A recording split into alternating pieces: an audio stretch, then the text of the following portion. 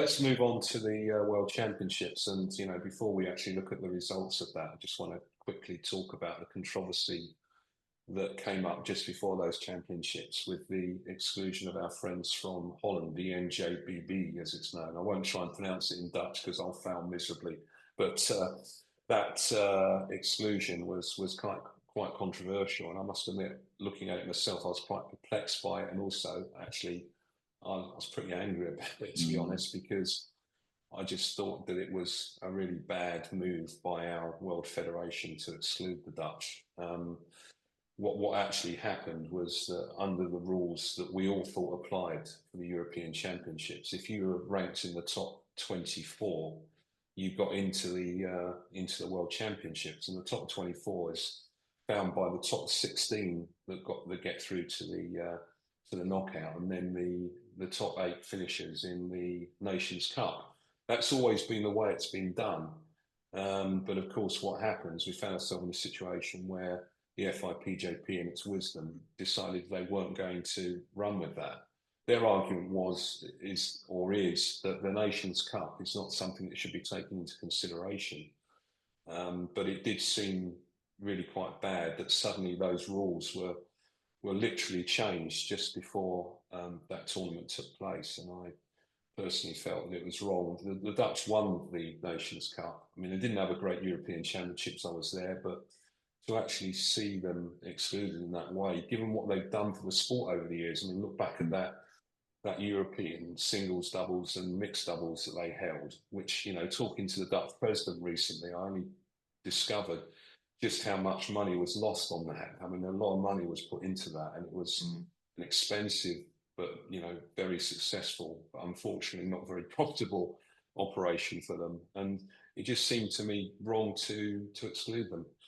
And what do you think, Jamie, about that, Jamie? I can understand if our world body is going to kind of say, well, what we're going to do now is you have to be, the 24 teams are going to be the 24 teams that get through to the main, rather than using the Nations Cup.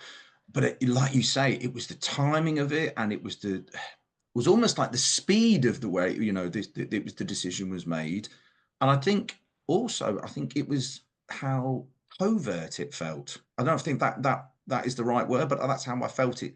It felt like it was kind of sprung upon people quite quickly, rather than kind of saying to next year what we'll do, or the next European Champions, what was going to happen is that we're going to use the 24, not the Nations Cup, rather than almost after the event of the Europeans saying, oh, this is what we're going to do. Whereas, maybe that wouldn't have changed things, because he said they just didn't have a great Europeans, and they'll hold their hands up and say that 100% that they didn't have a good Europeans. Partly, not necessarily draw, but they just didn't perform to the levels that we'd expect a Dutch team to perform to, in truth. But yeah, for it to be kind of sprung in that quick way, in between those two tournaments, I think it felt like there was an agenda a little bit. I don't know if there was or not. I don't know if there was or not, and nobody will never know unless you're in the enclaves of the World Organization. But it just felt wrong. I think the main issue for me, I'll bring in Gareth in a minute on this, but the main issue for me was that there seemed to be some almost like engineered world rankings that were based on results in other FIPJP championships that were never really clearly explained, actually, because that then led, you see, to the 3 countries, Germany, Czech Republic and Slovakia, being given an automatic entry into the competition. Okay. There was the justification as that was based on some rankings which were never really explained. So that didn't help, particularly when you're excluding Holland on that basis. Gareth, what's your take on this? It's one of those ones where I'll try not to have a take on it, which is probably not what you want to hear when you want me to talk about it. Because I don't know the ins and outs of it. No. But what I will say, I'll kind of, 2 things really. One is, I'll echo what Jamie said. The timing didn't seem right. If you're a player, you put yourselves into their shoes, and you think you're going to a World Championships, and then, sort of, because I presume they'd already held their qualifiers, etc., or whatever system that Holland uses, and that might be your one chance. Look at someone like Jeremy. He's tried all these times to get to there, and he finally got there, which is fantastic. There could have been a player similar in the Dutch squad. I don't know. There was actually, Gareth. Yeah, the timing kind of feels a bit rushed, and doesn't quite seem right. If it was with, everyone knows that, look at football, the Champions League was changed this year, and we've known for X amount of years that it was changing. So that doesn't feel right.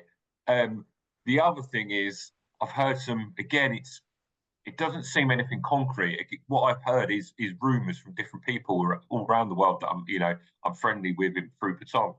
And there was talk of it's an amalgamation of different, like going to Benin and going to here and going to there, and so the men aren't ranked on the men, the women aren't ranked on the women. It's an amalgamation of all your, from juniors upwards. And I find that really difficult as well, because it's all right if you're a France or an Italy and a Belgium and Spain, where, but you look at a team like England, where I've heard this. We've made decisions not to go to certain World Championships through costs. We just simply couldn't afford it. That hasn't happened for quite a while, but we have made that. But then you look at a team like Scotland, who they are 100% self-funded. The ladies that I was chatting to at the Santa Susana, they pay for themselves 100%. So if you're, I don't want to see anyone excluded from anything because they can't afford it. Morally, ethically, my opinion, that is wrong. If someone wanted to play in our competitions for PE, and they simply did one thing, was that they couldn't afford the entrance fee, through jobs or lack of job, whatever, I'd hope we'd find a way around it as an organisation. So yeah, I don't think it helps that we're massively friendly with the Dutch, and we always have been, as in what our opinion is on it. It's hard to be neutral and try and find the reasoning behind it. Santa Susana, I had fantastic, one of my highlights of Santa Susana was the friendships I made with the girls there, and the coaching team and delegation. We had a great time, and I do feel for them. And Joe, we all know Joey and people like that. It just, the one thing I'd like the FIP to come out, FIPJP to come out and really hammer down why they are excluded and why the teams that were included. I'd like to see that more in black and white. But one thing is, it seems, I'll just go back, I'm waffling now, but it goes back to the timing doesn't seem right. And I think you then open yourselves, a lack of transparency and the timing, I think then maybe makes people make their own minds up and jump to conclusions, and that's something I don't want to do. That's why I kind of say I haven't got an opinion, but it's a weird one. Then, of course, and then of course what happened was they had this pre-qualification as well taking place at the World Championships, where 6 additional teams were brought in, and of course because of withdrawals, it then ended up in a situation where all of them actually ended up in the championship. That's what I didn't understand. Sorry, Martin. Was in Albertville from the Europeans. Yes. Correct me if I'm wrong, but the Dutch team did better than the Scottish team by some distance. But the Scottish team, and this is not knocking our friends from Scotland, but then the Scottish team were invited into this qualifying round, but the Dutch weren't. That's right. That's the one thing that I really, really, really couldn't understand. No. You can change your qualifying criteria by all means, but that one does. What was the criteria then for that? This lack of black and white, let's have things written down, just doesn't seem, it creates confusion. Well, I mean, the official thing as I understood it, and I mean, I did talk to a lot of people about this internationally, was that was on the basis of this world ranking that was applied. But we only saw I only saw documentation that gave the world rankings for certain teams, so I'm not quite sure how they arrived at it. I mean, obviously, if you go to Benin, as Scotland did, fair play to them for making that journey and funding it themselves, as we said, then obviously they would have accrued some sort of points for actually competing in that, maybe, to actually then lead to that invitation. The Dutch didn't go, of course. We didn't go either.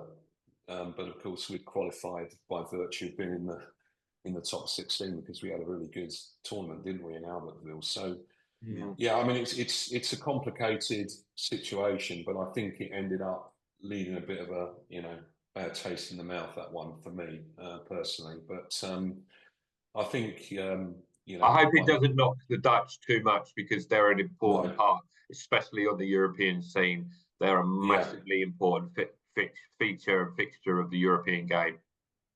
Yeah, 100%. And look at what's happening now. We've just had an invitation, haven't we, our young players to go and play in Holland, and the NJBB have been fantastic in offering that invitation. They're off to PUK, I think. That great club just outside of Amsterdam, where I've had the pleasure of going myself with England players, taking our women and men to, which is a really fantastic place to play with fantastic hospitality. So, the Dutch, they're known for doing stuff like that, encouraging the sport. So it felt to me a bad decision, actually. But anyway, we move on. Let's actually move on to the tournament itself, and let's just remind ourselves, Jamie, who represented England. Can you remember?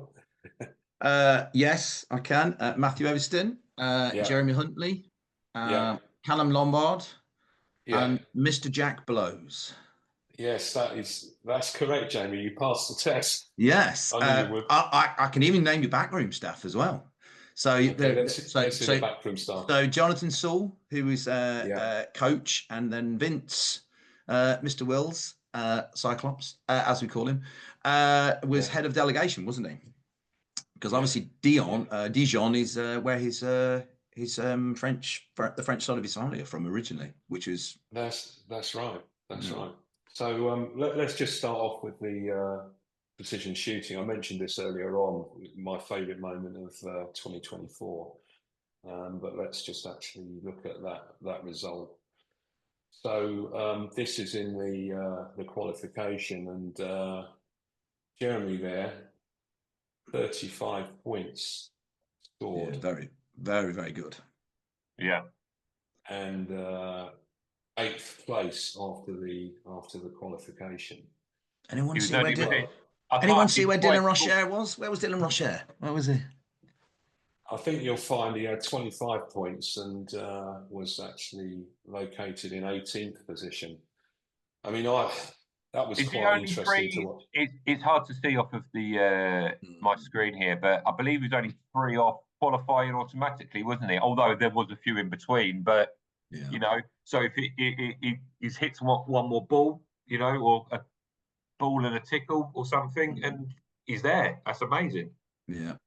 And you see that a little bit better there. Absolutely. I mean, there were a couple of very close calls actually, where he could have just got that extra points and made it. That would have been amazing, because I don't think we've ever done that. Have we qualified in the top 4 in a qualification? I think so.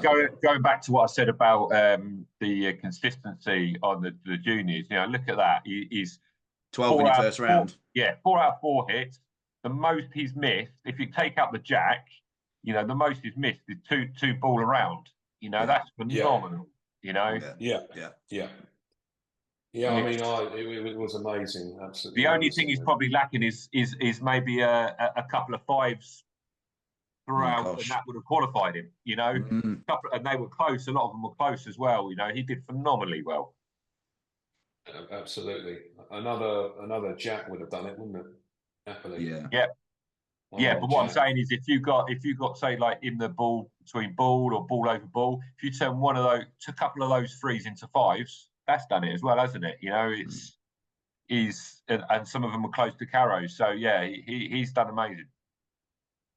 Yeah, like I said earlier on, he's been waiting for that opportunity for a very long time, and he certainly stepped up to the plate, didn't he?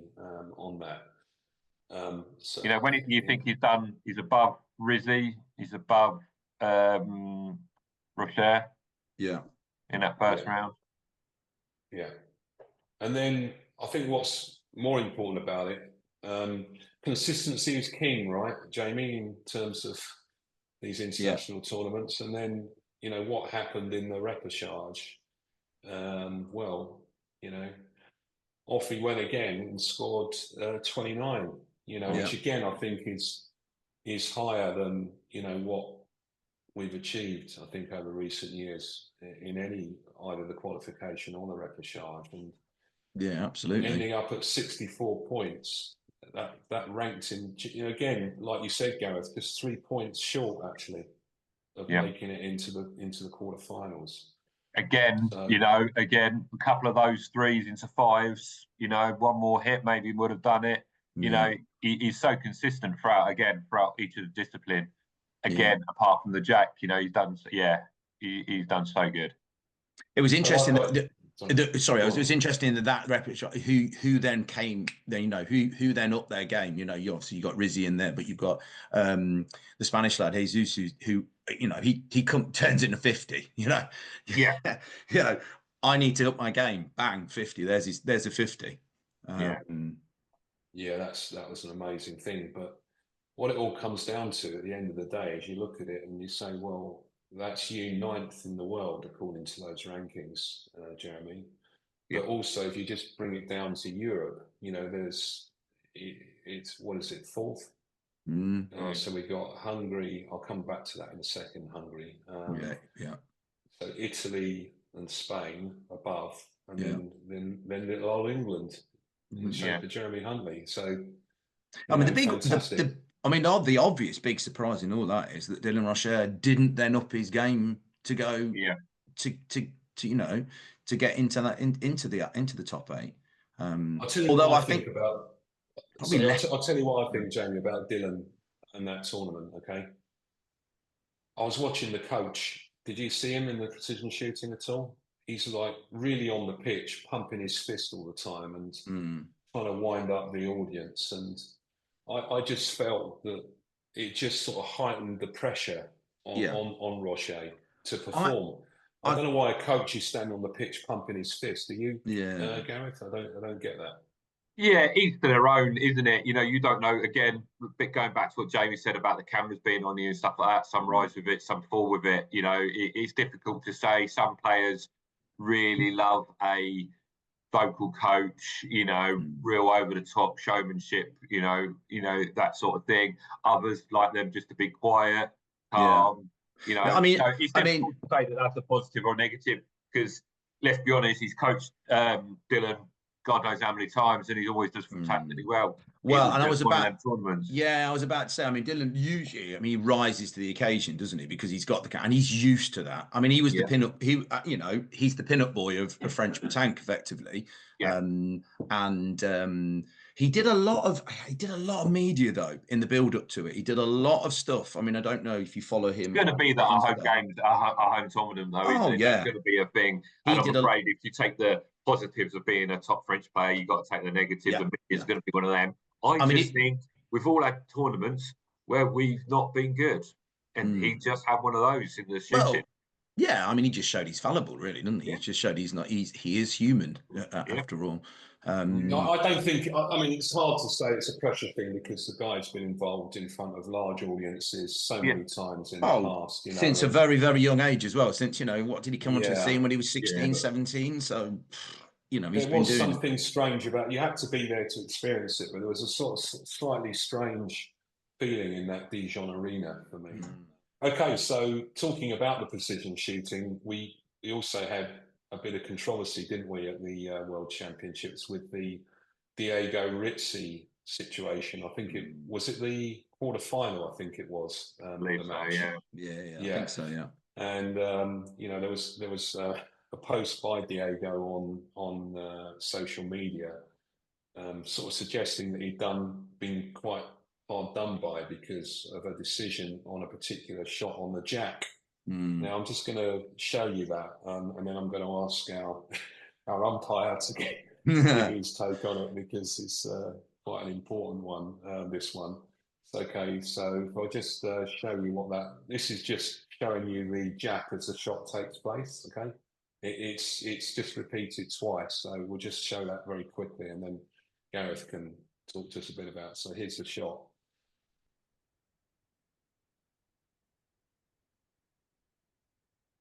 So Gareth, should that be a scoring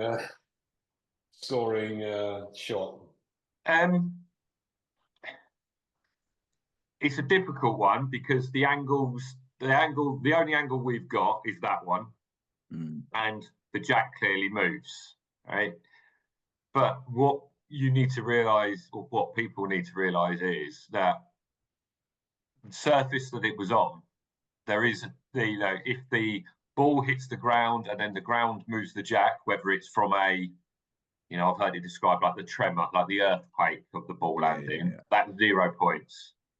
If the ball hits a stone and then that moves the jack, then that's also no points. So it could have quite easily probably been the latter of those two things. It's hard to say. The one thing I will say, and it's something I quite debated on the Facebook group, is the person with the best, what's the word I'm looking for? Angle, I would have thought. Best angle. Yeah, best angle, the best position to see that is the umpire that gave the score. Yeah, I would say better than Diego's coach, better than the TV cameras. That umpire had the best position, the best angle, and therefore I believe made the correct decision. Because I can't put myself in there. But the only thing that I've seen previously in I know they had it in Albertville for the people that wanted to challenge a question, a score given, is they had a camera right directly above, which might have been able to help, and maybe one directly behind. A camera might have been given a slightly different view. From that view, you can't tell, so you have to go with that view. That view is from the side, isn't it? Yeah. It's from the side, so it doesn't help. It doesn't help really. Like you say, a camera from above and a camera, certainly from a camera behind, would help. Would be much better. But the umpire is, obviously, I'm 6'3", and or however tall they are, your eyes are that much above it, and you are within, only a couple of meters of that happening. So you would have been able to see. And it's one of those, you just have to go with the. Was it in a position where it was challenged? I don't know if it was in a round that it could have been challenged. I don't think so. No, I don't believe it was. I mean, the reason being is that everybody has to be on an equal playing field. Absolutely. It's a bit like VAR in football, isn't it? If everybody's not got the opportunity, then it's unfair to give it. Particularly to someone who's like a world champion, getting preferential treatment. If you're in a position where it can't be challenged, we might have had different camera angles. If it could have been challenged, we don't know what. We know what angles got shown, but we don't know what other angles they had available. It was quite interesting that Santa Sudana actually sat with the for the shooting finals with the TV crew and went, and it's quite amazing the angles and stuff they don't even use.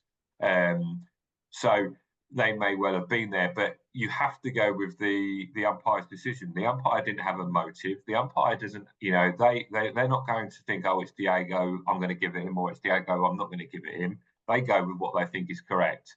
And that might work in your favour sometimes. That might not work in your favour sometimes. I don't particularly think it was. Diego's a player I have a lot of respect for. I was out in the Worlds when he won the World's Junior Triples in Turkey many moons ago, and he's a player I followed, and I really like how he plays. But I don't. Gareth, let me pose perhaps. But no, hold on. What I'm going to say is I don't think it's particularly professional of him to release that and almost put that the work that someone was against him or something like that. I don't think that was particularly professional. and disappointed me somewhat. You know, as an umpire, you do your best you possibly can, and that's what was done by the umpire, who I think had the best viewing angle. Should he be sanctioned for that? I wouldn't have thought so. You know, you can't criticise, you're not supposed to criticise. If you've done it there and then, you know, then you can be sanctioned for that. In a tournament, I've had it where I've been openly criticised. I've got no issues with being criticised, but I won't be publicly criticised. You know, if someone wants to come and speak to me afterwards and say, "Why did you make that decision?" or "I think you were wrong in that decision," I've got no issues with debating that after the fact. I've had it where people have publicly gone on, and I've carded them for that. But it's very, very rare. But yeah, I was genuinely surprised that he did post something like that afterwards, because he comes across as a very chilled out guy and very, you know, kind of like very maybe. But at the same time, I think he's quite an emotional person as well. Oh, without a doubt. Maybe it's, you know, it came out because obviously I think he's discussed in shooting a lot. Probably more than any other player on the world stage. He's discussed in shooting, so maybe that had something to do with it. The fact he saw an opportunity slip, you know, there was that self-frustration coming out in it. And he is, as you say, he is criticised. You know, there's a lot of debate about his feet all the time as well, aren't there? I mean, being them being out the back of the circle, you know, as he shoots.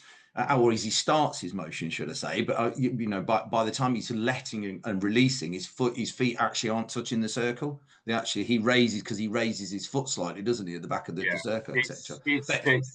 Him and Rocher are constantly kind of like, they're under scrutiny, aren't they, all the time? Yeah. But I don't think there's much controversy, to be honest. It is what it is. I, again, reiterate, back my fellow umpire. You know. They had the right position to make that call, and they made that call. I don't think it needs to really be going much further than that, to be honest. I'm more disappointed a little bit with Diego for making it public, but he has that right to, I suppose, and fair play to him for using that to maybe push his cause. I don't know. Yeah. Okay. Well, that's the Diego Rizzi controversy dealt with very well. Thanks, guys. Just before we move on, I just want to say how amazing it was to see Laszlo Nagy from Hungary, who's well known to us in England because he played for many years in our tournaments and was actually quite a constant presence on the national scene. I just want to say it was fantastic to see him doing so well in that precision shooting. Fabulously well, didn't he? You know. And I did say to him, well, apart from congratulating him, but when I met up with him just before he took on that semi-final, I did say to him, "What's your secret, champ?" You know, because I was wondering how he got so good, because, you know, he seems to have really progressed, particularly in that discipline. And it seems from what he said that it just came down to a hell of a lot of practice, Jamie, at the end of the day. You know, that's something. I mean, well, I'm not. Yeah, 100%. You got to practice that discipline, and it would do. I think I read somewhere. I think two of his. Can't remember the guy's name. One of his old teammates. I think he was there actually. Who used to play with him in England a lot. His name slipped my mind, but he posted a few bits and pieces as well. Yeah, and you know, if you want to be good at something, you just have to do it. And as what Gareth said, it's muscle memory. It's practice. It's repetition. And to practice, you have to practice that discipline, or those 5 disciplines, over and over and over again. And I'm sure he probably threw hundreds and hundreds of ball to practice to get that, you know, get to that level. You're talking about Carolee, aren't you? Yes, that's what I'm talking about, Carolee. Yeah. Sorry, Carolee. I think Carolee was critical in Laszlo's success, because they are extremely close friends, and you know, I could tell that he'd been, if he hadn't been, you know, there at all the practices, I'd be surprised. He was like really supporting him, and playing, and supporting. Yeah, very, very, very good. Anyway, let's just move on then to the tournament itself. After you know, Jeremy's excellent performance in the precision shooting. We moved on to obviously actually the tournament proper and the usual 5 rounds of Swiss. I've just done a little summary here, which hopefully you can see. You see that okay, guys? It looks up on screen. So just to confirm, there's Jeremy in the middle there. There's Matt, obviously Jack, and then Callum also in that 4. And of course, we should not forget our coach, Jonathan, right? I mean, I've watched him so many times now at international tournaments. I can't remember the first time I saw him do that. I think it might have been in Ghent at the singles, doubles and mixed. I think the Europeans quite a few years ago. Such a calm guy, such a guy that knows the game inside out, very good tactically, excellent with the team in terms of, you know, motivating and keeping them on a level-headed way. I think he's proved. I think that's the standout thing for Johnny is how level-headed he is, how calming.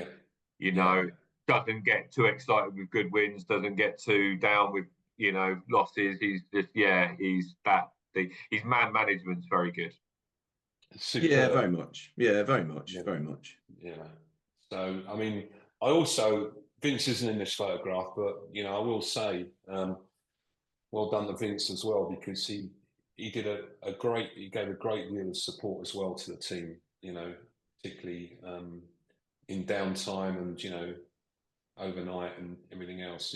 He was great. And of course, it was fantastic to have him as well, co-commentating, which is something I hope we can sort of do more of this year, because I think it works a lot better, our live streaming, when we've got co-commentators. Actually, Gareth, I think you've offered or you've indicated I might come and have my dulcet tones join you this year.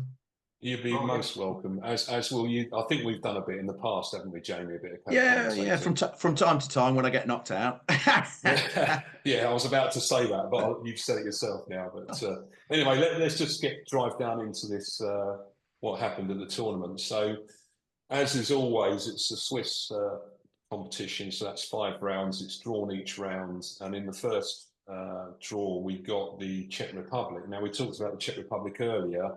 Certainly no pushover, Jamie, are they, from times? No, definitely not. I've played them, you know, a number of times, and they are, you know, they're good solid teams, you know, and you can get, and if you're not on your game, if you're not playing consistently well, you know, that it's quite easily that a game like that can run away from you. You can lose it within, you know. So that was a good start, really good start. We certainly did start well in that, and it felt like we'd taken a bit of momentum from Jeremy's shooting immediately into that game, because that followed, you know, Jeremy's performance actually on that first evening.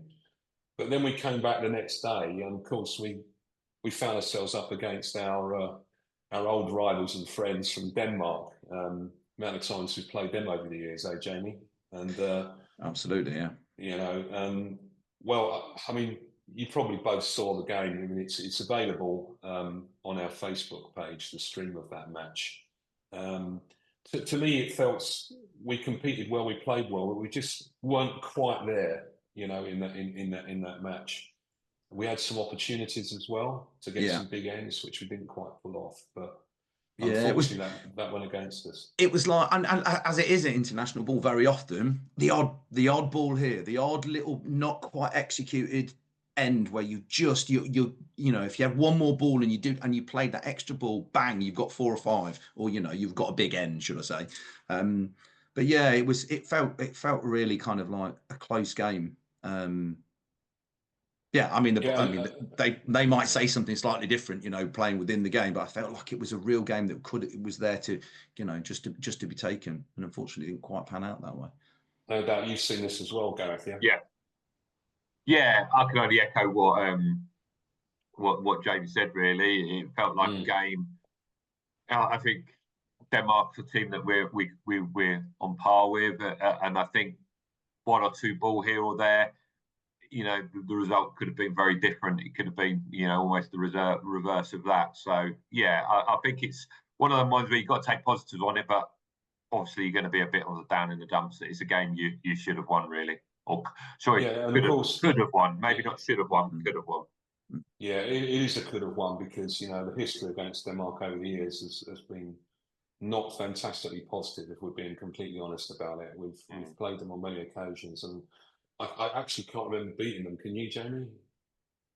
No, no, and that's that. Yeah, and I can't remember at international level us doing it, and I can't remember. And likewise, you know, going back to the Euro Cup, I can't remember us beating them in the Euro Cup as well. No, So no. they're Anyway, very solid nation, very solid. I mean, they've invested. They've invested a lot of extra, you know, coaching from France, and you know, there's a lot of time and effort gone into to getting them to the levels that they're playing at consistently. And I mean, they're top players, yeah, definitely. And then, of course, as you can see in this column where I've put opponents' wins, you know, they did go on to win three matches in that Swiss, and then qualify. I think what the important thing to say about this tournament was that the two different venues in which it was played. This picture here is in the tent, which was constructed outside, unlike the car park, which is to the side of the main arena. Was very much different from what you experienced inside. I mean, apart from the fact that, you know, you've got the massive crowd in there and you're in a huge sort of arena, and it's much sort of, you know, not that feel at all in that tent. The pitch conditions were very different, actually. I don't know whether that came over on the streaming, but, you know, it got flooded, didn't it? Yeah, it got flooded at one point. At the top end of it, I think it was on the Saturday. I mean, we just had a deluge in Dijon. I've not seen rain like it, and I've been to many places around the world. And there was like a monsoon just happened there, and it just came flooding in. Couldn't stop it, so they had to put everything back into the main arena. But it was very different in there, and I've got to say, in the next match against Taiwan, we walked into that arena, and to me, it just felt like we just didn't adapt to the conditions at all. It was very different indoors, wasn't it? The pitch was very different, and it's the same. It's the same for both teams, but yeah, very different. And I felt that they played the piece much better than we did as well. Yeah, we just didn't get going, and it was pretty disappointing, actually, because it felt like, you know, we maybe just got shaded out in that Denmark game. We played pretty well, just couldn't really take the levels into the next game. Yeah, replicate. One thing I will say about Taiwan from watching them, okay, is that, you know, I get the distinct impression that they've been in Thailand, because you can tell the way they stand and shoot. There's certain characteristics you see in Thai technique that seem to be there. I might be wrong, but it just felt that way. And let's face it, Asian countries are doing a lot better, aren't they? They're you know, improving massively. Absolutely, yeah. I think with the Taiwan match, I know we've said, you know, that England didn't particularly play well, and they didn't. But don't take anything away from Taiwan. They played well. You know, they adapted to that surroundings. I thought they played very well. I thought that, you know, so, and yeah, they're probably tapping into, you know, Asian resources and stuff, which is fair play to them. But yeah, they played well. So yeah.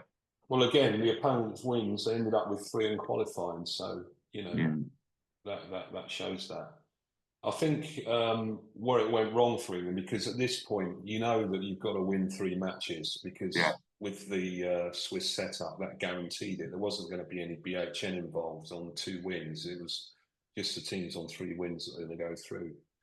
And, you know, we knew that game was big. Unfortunately, back out in that arena again, it just didn't happen.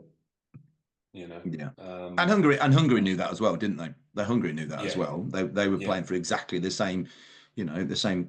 They were on 2 losses, 1 win as well. So yeah, I think the difference with Hungary was that they'd played, I think, Mauritania and Ivory Coast prior to us. Okay, so you know, those 2 nations are really strong. I've seen them, African nations. So, you know, well, they lost those games. They've lost to 2 very good nations there to be on 1 win. But that's the way it works, isn't it, in the Swiss system? Yeah, you know? You can only play against who's in front of you, can't you? So yeah, that's right. So that effectively put us out of the main competition, losing that match. And Hungary, having won that and getting the opportunity, I can't remember where they played in that in their final round, but they equally didn't win that, so they didn't end up qualifying. And then we ended up in the Nations Cup, and as always, Jamie, you have to sort of refocus, don't you, when you drop down into that competition, because there's an obvious tinge of disappointment that you haven't made it into the main competition, and you have to sort of put that behind you, you know. Yeah, absolutely. You have to kind of bounce back, really. It's one of those where, yeah, you regroup, don't you? Effectively, you have to regroup and come back. And I think they did that well. I mean, certainly, as you say, Jonathan will have been, you know, talking to the boys and saying to them, you know, right, okay, it's disappointing, but let's go again. We've got to see how far. You know, we've got an opportunity now where we could go quite far into the competition, into the Nations Cup, effectively, which, you know, they started off well in there against Japan and against Latvia, who are certainly two teams you would say, right, we should be beating these teams, which they did. So yeah, and then playing Scotland, which one of those things you always kind of pause at. You always think that at some point you might play somebody that you know fairly well. Yeah. And that was that was pretty convincing, that as well. The win against the Scottish. I mean, I didn't actually watch that. I think that game was on because I'm pretty sure I was at work at that point, or maybe but I didn't see that game live, but I watched it back. And it was, you know, pretty convincing.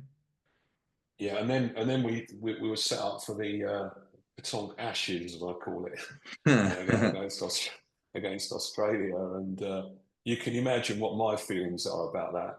Being a massive cricket fan, I can't divorce that actually. But you know, that was a game that we were in control of, and it just went badly wrong at the end, didn't it? Yeah, I think out of all the games, it's the one that they'll look back. I presume they look back on and think, coulda, shoulda, woulda. You know, which is the last game in your tournament's always going to, unless you win it, you're always going to have those. But I think that was a massively, big opportunity. And I think, you know, we played them 10 times. I think we win more than we lose. I think we were in control. And yeah, we let it slip. And I think they'll probably look back on that a little bit disappointed, although they had a good tournament and played some cracking ball. Yeah, that's the one that sort of like feels like the one that got away. I mean, the thing I will say is that and I do kind of. I mean, I've been to one World Championships, so I'm no kind of like, you know, expert. But what I will say is, the longer you play into a tournament, the harder it is, because, you know, you're going into the fourth day. They're there. That's the fourth day of play, wasn't it? It was early in the morning, or earlier in the morning, and it takes its toll on you. People don't quite understand, you know, it's the interregional times two for everyone. Yeah, it takes its toll. So it's who you know. I know me and Martin have discussed this before. You know, the plane on the train's one thing, but it's how are you off the terrain? How are you eating? How are you sleeping? Are you a team that goes out on the lash on the night? Are you getting your rest? What do you do in between games? That's all part of going to a tournament. So 100%. You know, whoever does that the best, in theory, should hopefully do well. But yeah, I do think it's a missed opportunity, and I think they'll look on that with a bit of a tinge. But I don't want to take anything away from them. You know, I thought Callum was fantastic. You know, as probably the one, like the non sort of like Chiltern player there. I thought he played really well. Jez was shooting, you know, and then the other two as well, Matt and Jack, you know, swapping in and out, played really well. But yeah, I think they had a good tournament, but I think they'll probably walk away a little bit disappointed. Yeah. Okay, so the situation now, guys, as I understand it, although it's not been confirmed by the FIPJP yet, is of course the top 24 that qualified in the Swiss system will go through, which obviously we didn't make that top 24. And then they've now, looks like they've applied some sort of coefficient to the number of federations per continent, okay? And from what I understand, that leaves 9 places available in addition to the 24 that will be available for the next World Championships for the men, okay? Now, the thing that's sort of slightly unclear is exactly how they're going to find that next 9, okay? There isn't any complete clarity on that at the moment. There's been some discussion about a special tournament. There's been other discussions about how that might work with the CEP sort of running it a bit. But it's all a bit unclear about how that's going to happen at the moment. But that's what we're going to have to do. We're going to have to go and qualify through some process now. I'd be very confident about that, actually, because it's just against other European nations. I mean, obviously the Dutch will be in there because of their exclusion, and there are some other very good teams. I was presuming that they'll just run it, and presumption is probably not the right word to use, or a good thing to do. But I was presuming that they'll just do it off the CEP men's triples, and then knock out the teams that have already qualified, and the next 9 spaces go to the next 9 teams get those spaces. I presumed. Yeah. So it doesn't mean you have to finish in the top 9, because obviously France, Italy, these other teams, the European teams, have already qualified. So take those out of the rankings from depends on and the next sort of 9 get it. But I might be wrong. Maybe. I mean, it'd be interesting because if you've already got teams in if you're working it like that, I do get that. But if you're working it like that, but then you could play against teams that who've already qualified for the World Championships, and then they effectively take you out of the mix because you get drawn against them. It's a really, I don't know how you. I think if you do it from not so much if you do it from the Swiss rather than the final result, I think that's probably the only way you could do it. Is that would make more sense. But everyone's fighting for their own. There's no favouritism because you're playing to qualify in the Europeans, aren't you? That actual tournament, but do it from the Swiss, the next men's Europeans, and I can't see another way of doing it. I don't think a separate little tournament is feasible because then you put in more costs, more expense, more time.